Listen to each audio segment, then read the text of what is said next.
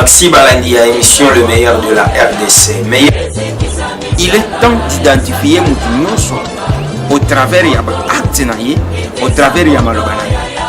Valeur nini ya Tshisekedi oyo eza lelo Delice Sanga Kolo Bake valeur moko oyo Tshisekedi azaki nangonga Delice Sanga naza nango. Tu t'appelles comment?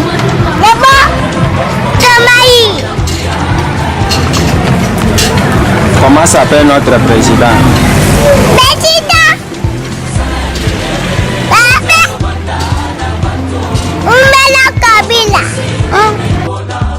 Pour place aux alliés, au bandit comme tout n'a qu'un an à Simana, yo lingina nyaza la Simana.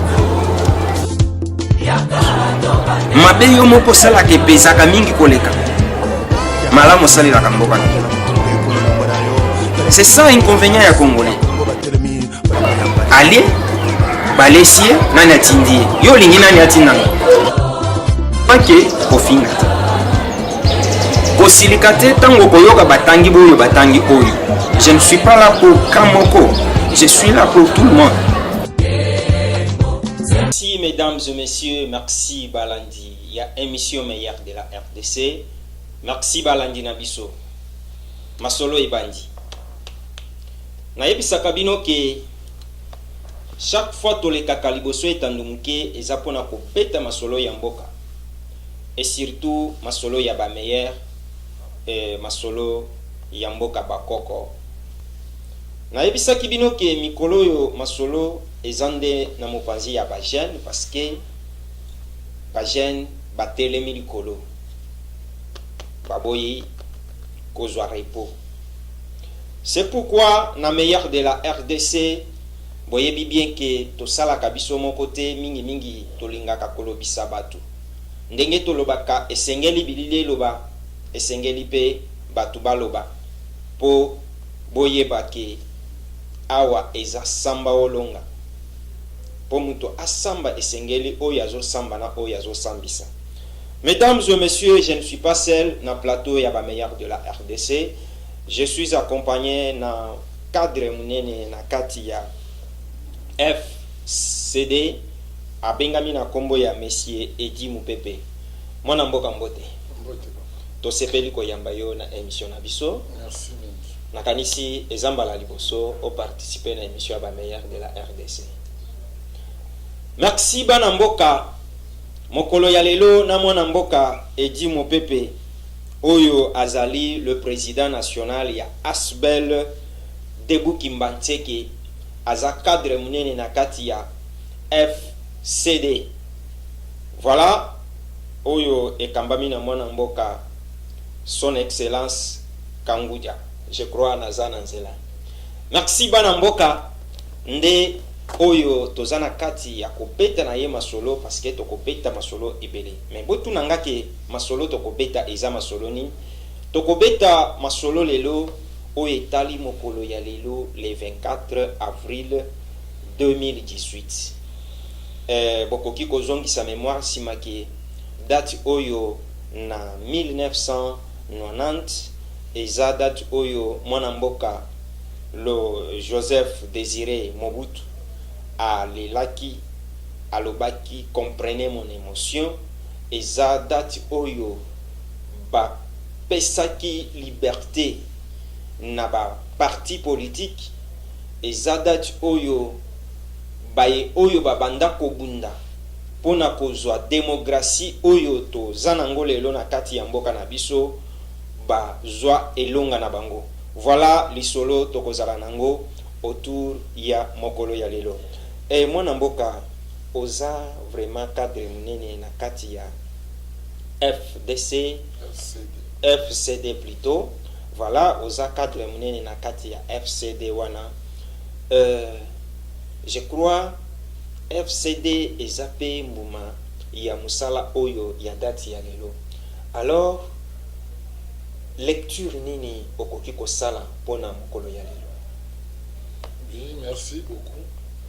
Lelo mokolo ya lelo soki to komi le 24 avril 2018 lelo je pense c'est presque 28 ans aujourd'hui que mboka na biso ezwaki accession na mona démocratie ya multipartisme ezalaka le 24 avril 1990 oyo président ya mouvement populaire pour la révolution MPR oyo azalaka d'office président de la République. Alors on a date oyo il faut répondre à deux volets. Premier volet eza volet moko il faut interpeller biso ba jeune autour de la politique to zalaka moi miso kofuma pe to zala éveillé na makambo oyo elekaka mingi na politique. Na mboka na biso président ya MPR azalaka d'office président de la République. Et tokomaka le 24 avril 1990 président ya MPR a eu congé ya parti pour la déclarer multipartisme d'office payé à sous président d'office poste président de la République est combien en vacances ndenge nini parce que mwana mboka Joseph Joseph Désiré Mobutu akambaki tina lolenge mwana mboka Laurent Désiré Kabila voilà erreur politique oyo papa na biso basalaka yango moni biso na tolobi génération 60 de la génération indépendance génération 90 ezalaki ya éveil pe ya démocratie mais génération oyo la génération il faut que le développement pe changement ya solo na mboka. Merci mwana mboka tozokende malembe nakanisi wana eza point de départ ya mwana mboka Edi Mupepe a pesi déjà signal ya makasi bozana kati ya kolanda bisolo tozokende boyebi bien que meilleur de la RDC tobenga kayango Samba Olonga mwana mboka nayoki olobeli mingi olobi na série noana dans la série noanante ezalaki pona kobundela nini changement pour la démocratie voilà yango na liberté d'expression yango nyonso wana ezalaki changement maintenant pour mbala oyo tokomi kobunda pour na développement tango zoloba bongo au juste olingi oyebisa batu bazolanda biso nini balingi na loba tobandi makambo ya tout moment démocratie libinini au respect à boy respect mais respect à solo pour il faut développer pour même tout dans la respecter et dans la libanda et ça va konzi ba za respecter la population il faut développement et ça et pour développement et ça là et c'est éducation et ça yango moni biso na FCD combat na biso za sur l'éducation de l'homme. Ah bon? Na mboka na biso oyo lelo to na problème ya moto na éducation. Na peso exemple moki moni tozokola ezalaka soki moto abwaki sanité na balabala service ya hygiène ekoleka esala contrôler la lira et ya kokanga ya foti amande et ezalaka na basamedi moko il faut que ça la salongo généralisé mais nazomona basalongo ezosalema quand même ça faisait partie à éducation même actuellement basalongo ezosalema bengi civique oui civisme na mboka oyo ezalaka lisusu te moral na mboka oyo ezalaka lisusu te oui on peut beau chanter démocratie boye mais ce qui éducation ezate cette démocratie na nulle part. Merci mwana mboka il faut na simbi nanu mwa iloko mkeme avant to koma na iloko wana na zana mwa mutuna moko il faut na tuna yonani est-ce que tokoki koloba ke liti wana bakoko na biso bapapa na biso bayaya na biso basalaki pona ko conquérir démocratie na mboka na biso ezalaki vraiment liti malamu pe eboti bamboma na yango pour le moment actuel? Oui, ezalaki malamu. La preuve en est le meeting à IDPS. Place on a félicité même le gouverneur Yaville pour comprendre le sens de la liberté d'expression. Et ozoye bisabatu ke principe ya démocratie eza respecté na kati ya mboka na biso. Non. Soit na lobby eza respecté na rokosa, soit na lobby eza respecté te na rokosa. Eza respecté à la congolaise. Merci Banamboka, merci Balangi Nabiso. Tozo kende molo na mwana mboka Edi Mupepe. Boyebi bien meilleur de la RDC Tolobaka awa Samba Olonga. Toza na ye lisolo ezali tozo beta. Bobo sanate nazo rappeler bino ke Edi Mupepe azali cadre munene na kati ya FCD oyo ezali parti cher ya mwana mboka son excellence Kangudia. Tozo kende malembe. Voilà mwana mboka pona kozongela sikoyo na lisolo ozalaki nango ya formation de l'homme. Olingi ngayoki olobike esengeli nanu ko se focaliser na mutu. C'est que ko éduquer nanu mutu. Olingi oyebisa biso ke actuellement population congolaise ou bien l'homme congolais n'est pas éduqué, parce que nous constatons quand même que même par rapport à Banen ou Nantes, diplôme est comme belé na Congo, bazo défendre doctorat, licence, étape union soana, mais subitement yozo yebisa que esengeli ko se focaliser les sur éducation. Par là, olingi ko yebisa biso. Cela veut dire mon éducation dans ma diplôme T. Diplôme et éducation.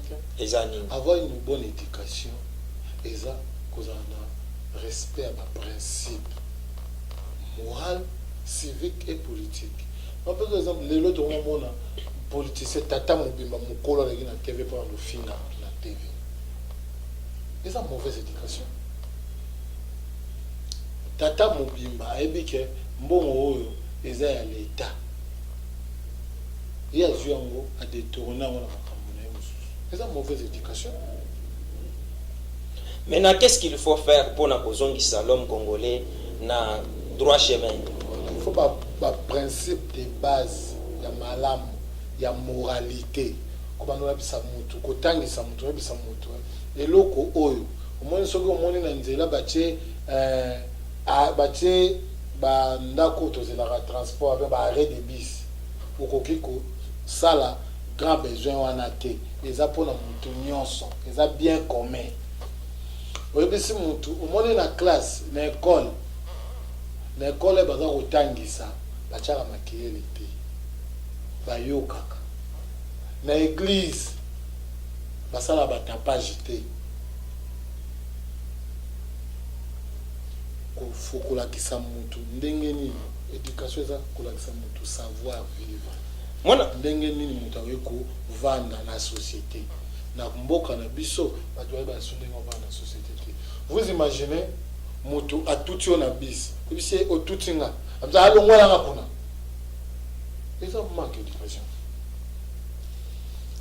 Merci Balangi Nabiso, merci Bameyer ya mokili mobimba bozana kati ya kolanda mwana mboka Edi Mupepe azana kati ya poloba. Mais na yebi mutu atiki ndako na ye abimi na baba akabali ko brosser na baba. C'est ça l'immoralité, là et ça manque d'éducation. Il faut que baza ko omoni kongo mutu yako il faut que banda côté na policier. Oui policier c'est un monsieur na mambo mususu. Policier c'est un monsieur. Mais à pas la besoin mon policier. Même si c'est le policier a que a quand la mutabani dans le bon poche. Et donc manque d'éducation. Mais président Mobutu alobaki que bilanga ya ba agent de l'ordre les ba civil. C'est ça la mauvaise éducation to boyango na makambo bomimboka. Merci mwana mboka, merci Balangi Nabiso. Et mwana mboka question moko ezoya lisusu. Par rapport il y a année 90 na période oyo mwana mboka Joseph donc avant 90 ba année oyo ezalaki avant année 90 selon éducation oyo mwana mboka Joseph Mobutu azalaki nango ou bien apesaki na kati ya mboka donc civisme wana ya kalawana na oyo toza nango différent lelo actuellement différence moko ekoki kozala. Oui, différence ezali. Il ne faut pas tout le monde en rare côté négatif à monde. C'est le plan éducationnel de 1965 qui a ambitionné de remonter comme avant tout comme 85, 86, 87, 88, 89 par rapport à l'élo différence c'est ça. Nandenge nini? On dit éducation et ça qui pena comprimé parce que puis c'est toujours cool partout dans l'époque dans la période moi il y a époque époque ya ba kader wana. Il y a ba kader. Voilà. Déjà 20 heures aux ana balabala mineur ou kanina balabala mineur na 20 heures. Lelo na bar. Ozo mona mona na uniforme à classe. Mona on classe aza na bar. Ba soda pe bazo policier bazo be ba otala batiki. Policier na teni à côté na bar l'hôtel. Donc différence vraiment les amis. Dans mon monde, biso na kati ya sele to il faut vraiment l'éducation. Problème les ana ko éduquer mutu, ko former mutu, ko zongisa mutu na moralité, ko zongisa mutu sur le plan civique, ko zongisa mutu pe sur le plan politique. Ko ebake sur le plan politique ebake mboka nanga atandenge nini libande fona défendre. Na kati na bini na sala pour la mboka na elle a bini libande fona défendre. Na défendre mboka nanga na ndenge nini. Même sur le plan moral il faut défendre mboka nanga. Et les asoko bimi atana Brazzaville pas maso mona moibi. Il faut nous prendre le prochain. Maximo Namboka tozo kende malembe parce que boyebi bien que émission na biso eza samba olonga tozo samba biso nyonso toza na kati ya koluka nini ebatami na kati ya bosolo mwana mboka question moko ezobakisama lisusu olobi esengeli kozongisa nanu mutu na éducation normale et selon bino na FCD pona kozongisa l'homme congolais na état initial, voilà, état initial ya éducation ezo senga nini. D'abord en cas d'éducation, il faut former mutu. Ko former car ko former te ko encadrer. Et ça peut prendre combien de temps? Ko instruire. Et ko kiko zo tango boni. Oyebi ko encadrer mutu, na ko former mutu. Eza ka volonté. Lorsque vous avez la volonté là, il y a former mutu.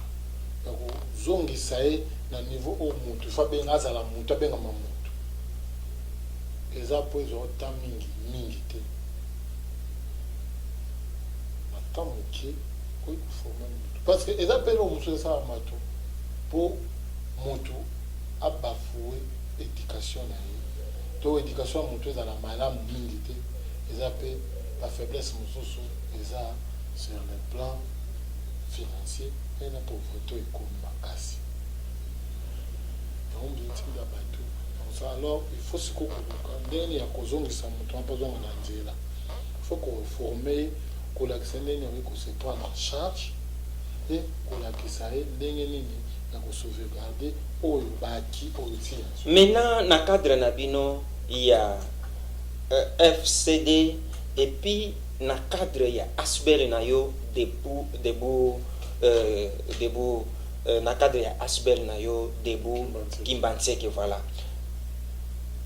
bo sali déjà nini pour être mutu akoma na niveau donc résultat nini bo komi nango déjà banda kiti nango na tango oyo to sana kati ya koloba na transformation ya na niveau ya SCD déjà moi na mboka pe ya Kamudia ça qui est fort alikuwa kiba ingénieur to zango na mboka biso bébé mingi na mboka zo na difficulté ya makambutali électricité ah bon abengi ça qui ba expert pe ya allemand expert au baza ba expert vraiment na makambutali ba loko ba panneau solaire bango baza ba expert et bango de baza ba les meilleurs dans code net émission les meilleurs les meilleurs dans le monde. Ah bon? Il y a qui a recruté des jeunes ingénieurs. Oyo batangi déjà bayebi musala to bato oyo nanu bayebi te baza batangi déjà classe ba ingénieur Ah bon? Mais il faut qu'on forme. Donc, quand ça va, il y a des années, il y a transmettre en pays dans le sous. Maintenant pour na bajeni oyo baza otobenga ba commune mabakulu na wana. To encadrer dans nos bango. Pour baza déjà instruit. Bango na tour na bango siko ba ko former pe na ba base. Tout ça na Kinshasa, zaki plus de 100 ingénieurs, 150 200 ingénieurs na Katanga. Zaki pe 200 ingénieurs pour ba pays les gens informés et to gagner moi nini en batuana bandeko wana baliallemand baza koya sikoyo kosinstalle awa na mboka na biso ya solo bakobanda komonte babilokaka pano wana awa e bato bakomonte yango baingénieur oyo baza forme wana bakoforme bajeune oyo bientôt la bakosinscrire lisusu lokwa partir okoma déjà officiel surtout officiel na biso ya partir za samedi le 28 na kozala wana na kozala wana sikoyo tokoforme bacadre wana e bango mpe bafemme baforme lisusu bandeko nyonso yotangi bajeune nyonso bana eloko kosala te bacadre éducation mpo ete ere tozombanda makambo wana bango moko bazala baacteur principal mpona koluka nde nini tokosala mosala mpe komettre fin na mwa badifficulté tozomona. Merci bana mboka, merci balandi na biso. Boza na kati ya kolanda wana aza na kati ya koloba. Sikoyo na kati ya Debu Kimbantseke. Baba tel père, tel fils, tel père, tel fils. Tolandika mayelo ya papa Pierre ya zango. Bakuluna basili quand même na Kimban. To créer un centre de formation. Toza ko encadrer déjà na monde ya coupe couture. Bientôt to ko tia pâtisserie moko lisusu na Kimbantseke kota mikondo. Tozo former bato ba yekola. Ndenge ko sala boulangerie. Ya ko sala boulanger, tous en école esthétique, les autres ont déjà bientôt déjà ma Cécile, il y a un problème de côté en contact avec l'enseignant, toujours moi, qui me cacatamisa tout le monde à effort personnel, puis à niveau qui m'a dit que axe au social cimetière, le cas qui coûte un peu moins poids, tout encadré dans une école. Merci bana mboka boyebi ke meilleur de la RDC na yebisaka bino bisika information ezali biso pe tozokoma. Yebi bien ke tobengisaka n'importe qui na plateau ya ba meilleur te. Mwana mboka Edi Mupepe alobi bastie déjà pas munene na oyo etali formation ya ba jeune pona ko atteindre objectif ya éducation selon ba objectif oyo ezali poursuivi na kati ya parti oyo azan ko appartenir et puis na kati ya Asbel oyo yemoko azali président national. Je crois boyebi bien biso tolobaka avec ba preuve la fois prochaine biso moko toko kita terrain na sortie officielle ya parti toko kita terrain komona lolenge masolo nyonso auti koyebisa biso awa ezali pe tokozongela bino pona kolakisa bino ke tolekisaka n'importe quoi te musala na biso bopesa biso yango wana tozabana misala tokosalaka yango boyebi bien ke nde musala tozalaka nango. Mwana mboka sikoyo nazwa na kati ya kotuna motuna oyo andewo ya ba objectif na oyo mususu je crois balandi na biso bayoki déjà qui quand même bo se lancer makasi na oyo etali objectif oyo bino moko bozana kati ya ko poursuivre pour na rééducation ya l'homme congolais. Maintenant na oyo etali journée ya lelo parce que nde objectif tozanango souvenir nini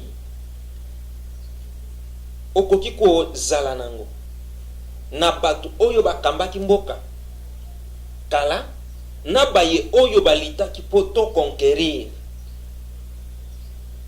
victoire ya démocratie wepengle ba kombo oyo ba marka yo na lichwa. Oui, Rosanna. D'abord, l'acteur principal est Mogo Joseph Désiré Mobutu. C'est pas facile. Il y a kanga idéologie Mogo Zaya Nango, il y a parti unique pendant presque des 65, des 71 plutôt, ti 90 wana et au changer malamoko tika petit parti c'est difficile pour nous changer mais asa te bako bato ba auditeurs mais vraiment et hommage mingi surtout dans la papa de ce chantier sécurité il faut tous en appeler quand même bato oui bazaki bango no sebele ba liaou ba mboakieme ba ngonza carbone mais bato oyo baza batere ya makambo oza papa na biso echanti sekeli une personne qui a voulu mettre sa vie en danger pour l'intérêt de tout le monde, pour l'intérêt d'une cause. Aza moto aza pe na défaillance na ye baqualité wana yango nde biso toanda la qualité oyo ya kondima risque pona ye moko te mais pona bato mosusu. Ah bon? Bango wana toza pe na patriarche Antoine Gizenga toza na son éminence le cardinal Mosengo. Ah bon? baza bato oyo tokoki quand même kosan passer na bango te bango baza makasi baza bato basali en sorte que to ya démocratie. Merci bana mboka bosili koyoka bosili kolanda wana mwana mboka Edi Mupepe tozokende deja malembe boyebi bien que musala na biso yango wana tosalaka yango ndenge wana ba jeune ya époque wana ba papa Jacques Matanda bazalaki pe mobiliser ba jeune lokola bino même ole na nkoipe. Ah bon? Oui, yepé ils ont lutté Ah bon? na kata lito wana donc bazaba tu ya ko reconnaître parce que nde ba komisi lelo ke ngana yo peut-être tobeta lisolo à l'aise ndenge boyi okoki kotanga pe sans être voilà. En tout cas côté wana tozo nakati ya ko jeter bango ba fleur parce que basala ki musala na bango na ndenge esenge. Maintenant okoki koyebisa nini ba jeune actuel que par rapport ya lolenge ba papa ba ndeko ba yaya ba koko na biso babundaki et na moment actuel et surtout qui est toujours kende na maponami jeune okoki kopesa ye idéologie nini selon Edi Mupepe? Non, biso ba jeune eloko eza kokoma biso eza bruyema na sentiment loyenge surtout na mwa kipilité na égoïsme biso ba jeune tomilingi kaka yozo et puis toza ba vitesse moko comme mwani olingi kaka lelo bamozo komokoka mpe ngamba ndenge nini.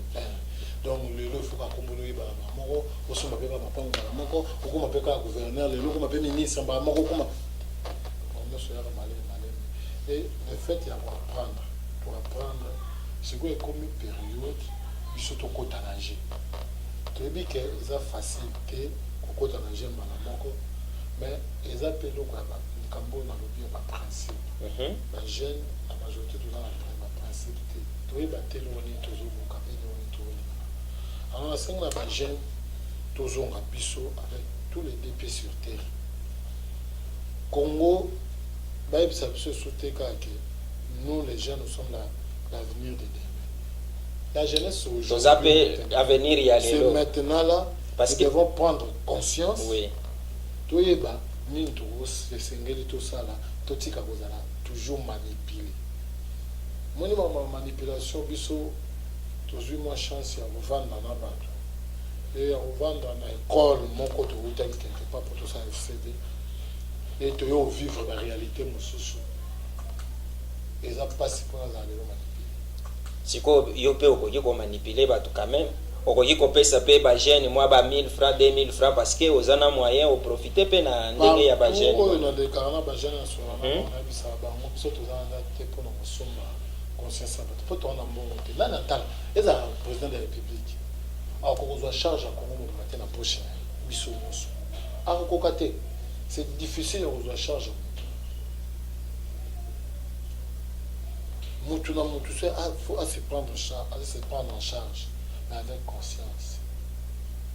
Mwana mboka Edi Mupepe nazotuna yo motuna oyo parce que maponami et se pointer déjà à l'horizon et du fait que eza mokolo oyo ezolobela vraiment démocratie esengeli totuna motuna oyo okoki koyebisa jeune oyo azozela kaka bapesa ye 1000 francs 2000 francs pour asimba drapeau et koyebisa mutu oyo apesaka kaka jeune 1000 francs 2000 francs pour na kosimba drapeau nini par rapport il y a démocratie na kati ya mboka na biso. D'abord biso ba jeune il faut to comprendre un mutu ayeli 1000 francs 2000 francs apesi yo le ko poni il n'est plus redevable à toi. Il n'est plus redevable à toi parce que au teke lié voix apesi mo yo teke ko ça les champs il n'est plus redevable à toi. Mais lorsque au boy ko jombo mutu mais bo poni mutu o boyebi o bozara bosola na Botindi, il est redevable à vous parce que elle a commis avec que Batouatine là tout tel. Est-ce que vous avez réellement il y a solo na ba jeune makamutozo solo na yo? Moi j'ai ce temps là sur Tali bateau baebi on a presque chaque week-end samedi dimanche tout mon temps je discutais na ba jeune na ba maman na ba ndeko nyonso ou même na ba papa pour faire voir ba lelo mutawoya poza mbongo ebele aya pesi. Mais l'objet soit à qui on peut sauter sur 5 000 francs. Il est sur pendant 5 ans. Et ton million est là pendant 5 ans. Les lois, tout le monde est comment sur inondation, les bêtes, inondation, pas beaucoup. Mais tout votant, le député provincial, les lois sur 12 ans, ok. Les lois, il va saler le bus. Ambition politique, il y a mon amboka Edi Mopepe Ezalini. Nous avons candidat député provincial, mais candidat vice-gouverneur à Villa Kinshasa. Merci mon amboka boyoki déjà to yebisa kabino qui est la meilleure de la RDC n'importe qui te tokoki kolekisa et puis n'importe quoi te tokoki koloba na yebisa kibino na émission oyo euti koleka mikolo yo nazo comprendre te ba jeune batelemi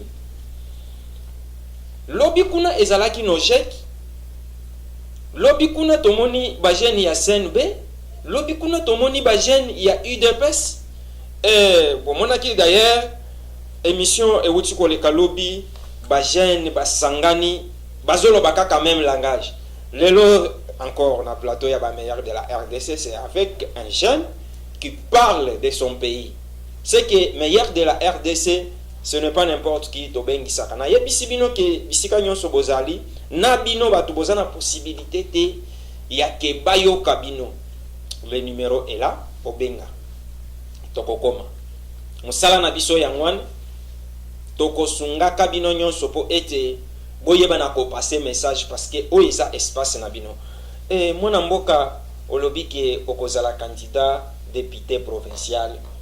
En tout cas, Mikolo Botomboki est.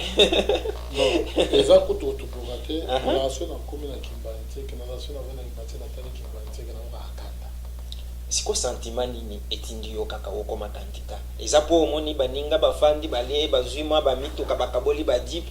Olobino iponga pena comme na niveau wana. Les apôts na mutuka te pour les losos de so mituka, mama kokia so mutuka. Surtout biombo, bon en okombe ba futara ba. Mbongo wana esenga même pas ko sala lo pour mbongo na banozo mbongo basena eloko te so na biso za todo ke pour mbongo na mo to lo bela bato ba jeune photo fond la biso todo ke ne pour mbongo de to no to kate cette fois-ci il faut ergo zala rater lo bito na ke bombaka no mo to na yo bana ba to na biso pour ebela ba production bazana lo bi ba to na ba ko na ba ozala ki ngani ozala ki ngani au salaire nini pour la mboka na yo na chance otanga na internat la Kinzambi na lebi ba mboka ba politicien belé ya bandu na leka na banda na okolela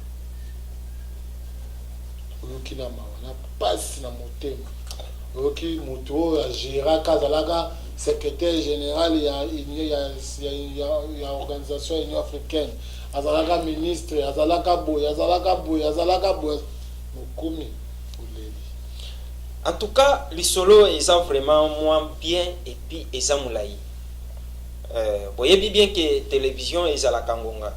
C'est que n'engé tozana kati ya kosolo on va comprendre que avec Edi Mopepe ma solo ils ont vraiment épelé oyo tokoki kobeta yango. Alors tokobongisa pona koya kosilisa masolo oyo boyebi bien na uti koyebisa bino ke bisika information ezali biso tokozala. Mwana mboka sikoyo olobi okozala député, okozala candidat bien sûr na députation provinciale ya oyo ezoya kalate awa, ekozala na circonscription to commune na commune ya Kimbanzeke kaka na commune ya Kimbanzeke. Mikolo commune ya Kimbanzeke telemi ba jeune boza quand même belé o non mais parce que eza commune eza monene mais eza commune eza marginalisé, eza commune bato basakana nango mingi. Na so comprendre te ki Kimbanzeke bino ba jeune ya Kimbanzeke bozolobela kaka mabe ya commune wana.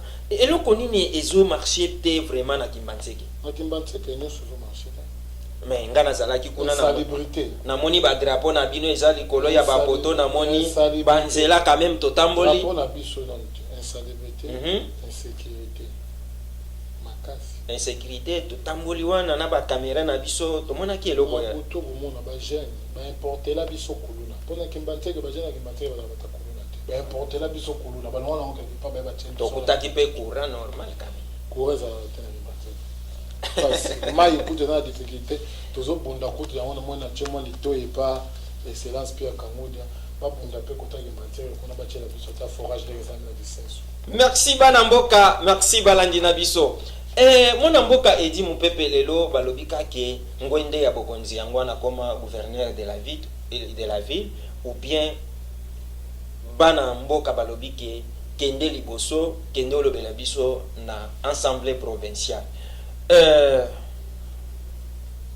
Plan na yo ya msala eza lolenge nini? Tokoba nous sur route. Nous avons tout un projet. Il y a mal pour la malamu bana kisasa nyonso. Mais okoki koloba ngo sikoyo te quand même okopesa ta mwa muke parce que bato bakoki koya kaka boye bapesi mutu bokonzi o bayebi na ndenge mutu tozopesa tozolanda nini kati na yebe. Déjà monene ezao tozako incarner ya papa na biso Pierre Kangodia ya parti na biso CD eza basé sur l'éducation. Même na Kinshasa il faut éducation. Na ba commune il faut éducation na ekozala lokola cadeau empoisonné te olobi kaka ndenge olobi wana après ekomi makamususu. Non. Po net ndenge boza boye boza géniable quand même. Ero kokoma ka place wana komi kaka je suis par-ci par-là ba français komi minene. Moyen to loba lisusu linga les alliés. Musala ils ont même les autres dans la responsabilité musala ils ont pas si c'est dans ma casse pour travailler surtout pour travailler pour na mboka. La charge est la ramine mais mon tour à disposer toujours dans la quelle que soit l'occupation. Donc, biso temps, ndenge to disposer à l'élo, to ça les fonds à disposer, tant petit, to comment pour l'intérêt. Pour ceux qui se posent au kutana ba monter. Pour y ba place ma belle. Moi ni ba conseil, so la ni ni ka ba conseil. Kasi po ba mususu il faut yo moko kitako palper ba réalité. Ba mususu ba ponama ki ka ndenge wana ba koma. Ba lega kuto atana basi na ba mususu. Na ngolelo ba konzebele ba kimaka. Population ndenge ko affronter population en face mais so ko affronter ba moto ba réalité mais faut ko affronter ba on est depuis à Kango on est biso tout ça là. Merci balandi na biso, merci ba meilleur ya mokili mobimba, merci et surtout ba meilleur ya RDC.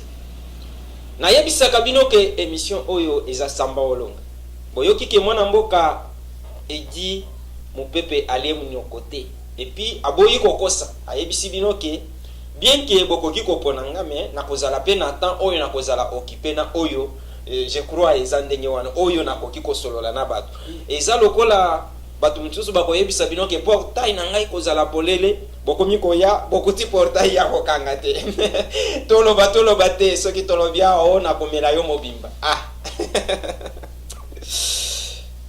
mboko yo masolo eza kitoko meilleur de la RDC ezalaka ndenge wana. Mwana mboka edi mupepe osepeli na émission quand même. Osepeli makasi na émission. Eza mbali boso me lamba la soka tsoko na goya kaka toujours. Motuna oyo totuna kabatu nyonso balekaka na émission meilleur de la RDC. Je crois mwana mboka Etienne Tshisekedi parce que yope o se retrouver katina ye. Oui. Mwana mboka Etienne Tshisekedi na 2011 tango auti na Afrique du Sud akiteli Lubumbashi aye kokoma awa na Kinshasa na Stade des Martyrs asalaki meeting na meeting wana amemaki message moko ezalaki cogestion du Congo par les Congolais. Message wana ezo inspiré yo na nini eloko nini, donc analyse nini c'est ko clair. sala na Elle message. a dit cogestion du Congo par le Congo. Donc il y a qui concerne l'intelligence nous sur la Congo, la Congo. Tout ça maille des signes ceci comme tout ça la musala et slongo pour l'intérêt à Congo. C'est ce que nous voulons. Pour Namboka, oui, il a rappelé à mon amour, ils ont une équipe nationale. Congo est équipe nationale. On a FCD, on a PPRD, on a IDPS, on a MLC. Mais ce comme si Koyo, ils ont intérêt à Mboka. Il faut que tu aies pour l'intérêt Mboka. Et ça, on a Mboka. Tout le monde, même la France. François Mitterrand a vu opposant à la paix, comme c'est Premier ministre. Azui a PC a bien pour l'intérêt en France nan ouais tout ça tout travail pour la France. Tango mwana mboka Etienne Tshisekedi azoyebisa population ke tango boko pesanga pouvoir mokolo na bino ya liboso, donc o ya liboso na kobanda musala chaque mutu na ndaku na ye azozwa kaye na bik abandi kokoma malamu oyo mboka ezosalela ye na malamu ye pe azosalela mboka.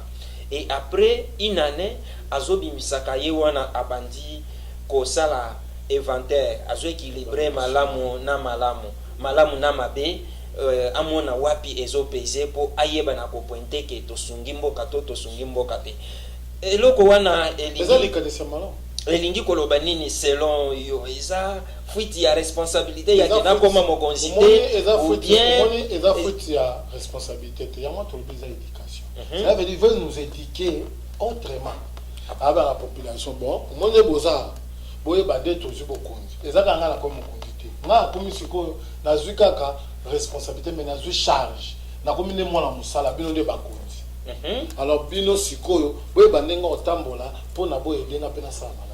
Est-ce que sikoyo par rapport ya idéologie na ye na lolenge population na biso ezo se comporter lolenge osomona, est-ce que mboka na biso ekoki kokende liboso?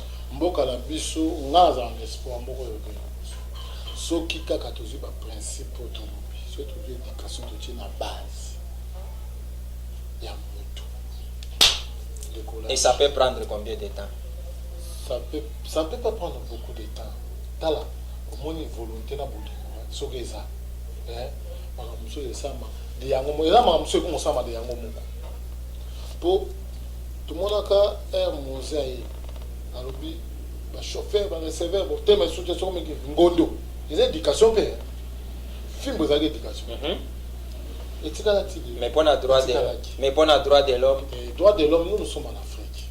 Moi, les droits de l'homme, surtout on peut faire exemple en bon sous. Comment les droits de l'homme avant l'action en Afrique. Merci balangi na biso wana azali edi mupepe boyoki bien que ambiance est quand même bien. Atabino moko ko sepeli na émission ngo parce que nous sommes à l'aise. Hein? Tozalo kola bana na ndako na bango tozo solola à l'aise et puis bozoyoka ke ba idée eza na kati ya kobima kitoko. C'est ça ce qui fait qualité ya émission meilleure de la RDC. Mwana mboka ozota la caméra sikoyo ozoloba liloba moko par rapport ya journée ya lelo, par rapport ya enjeu politique de l'air et par rapport enfin okoya koloba par rapport ya émission meilleure de la RDC. Caméra na ba téléspectateur baso landa yo.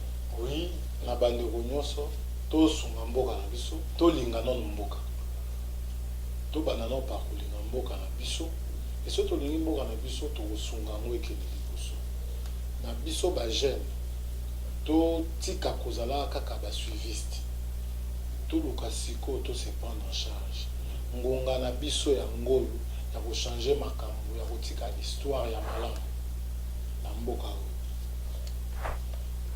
pour la démocratie eza kaka démocratie na mboka to eba eza libertinage te démocratie ils ont liberté d'expression, liberté d'opinion, mais ils ont pas respect à ma principe institutionnel, respect ya mboka, respect à ma kondi, respect ya biso moko pe bato et respect pe ya population. Donc dans le cadre de la démocratie na moment où tout ça surtout ya ba échéance électorale les accords ya processus électoral biso nyonso il faut toyeba nini tolingi et puis na osenga na ba jeune lelo baluka te motu mpona mbongo to mais projet ya solo mpona mboka, projet ya solo mpona banini e ezala ya kotekela te ya kodefisi ya kotekela motu te po soki oyo otekeli motu voi esiliaki libela na bakonzi ya mboka na biso bayebake population congolaise eza na pasi eza na souffrance e lelo nzembo eza na monoko ya population nyonso eza nzembo oyo babengi ya élection. Seni ye mpe aza na charge ayebake kotambwisama ya malamu ya mboka oyo na kimia ya mboka oyo mpo na lobi ezodépendre na ndenge ye akoorganize lebe élection. Tosengi mpe na bapolitike bapapa na biso oyo baza liboso balider ya parti politique bazala na discours ya kimia ya bolingo e discours ya komema bato na bolingo ya mboka ino discours ya kokabola mboka to ya kozanga kimia parce que tomoni na mikolo uti koleka tokufeli mingi bandeko inutilement lelo oyo biso nyonso todimi voi yango oyo ya élection. Maintenant par rapport ya émission par rapport ya à émission RDC bana koleka na émission sans vous flatter c'est l'émission où on a l'équipe avec internet où on a l'équipe je me suis senti trop libre et très disposé à répondre là-bas. Merci balandi na biso, merci ba meilleur ya mokili mobimba, merci ba meilleur ya RDC surtout bana mboka. Na yebisaka bino ke na plateau ya ba meilleur de la RDC toliaka monoko te, toyaka kosala nde musala et puis tobengisaka n'importe qui te. Voilà conseil na biso ezande ko yebisa bino ba jeune ke jeune azande marchandise te, jeune azali mutu oyo azali pona kosala bolamu ya mboka na ye, c'est-à-dire ceux qui osent vraiment responsabilité na yo lokola jeune mboka na yo ekozala bien lobi et ceux qui osent responsabilité na yo pe bien te lokola jeune. C'est pourquoi les logos na kati ya kolela na 2011 boponaki pona saki ya fufu polo na 2000 francs. Vous avez le résultat mokolo ya lelo et d'ailleurs invité na biso auti koloba yango. Na yebisaka bino ke meilleur de la RDC toyaka kofinga te, toyaka kotiola te, kosalaka ba critique inutilité mais tolobaka nde vérité parce que vérité nde champ de bataille tozali na yango pona mboka na biso eyeba na kokende liboso.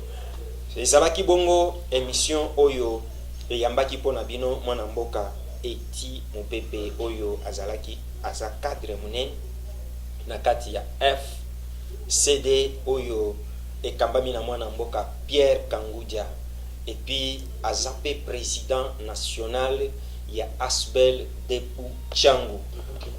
Voilà, Debu Kimbancheke. Masolo nyonso to beti mulayi na mukuse na yango bosili koyoka yango awa mwana mboka alie munoko te et félicitations. Merci. Na sepeli makasi parce que pour répondre na mituna na biso et je crois eza mbala liboso to mbala sukate tokokutana lisusu. À la prochaine balandi na biso tokutana toujours na lolenge ya ba meilleur na kati ya émission oyo. Botika na magana.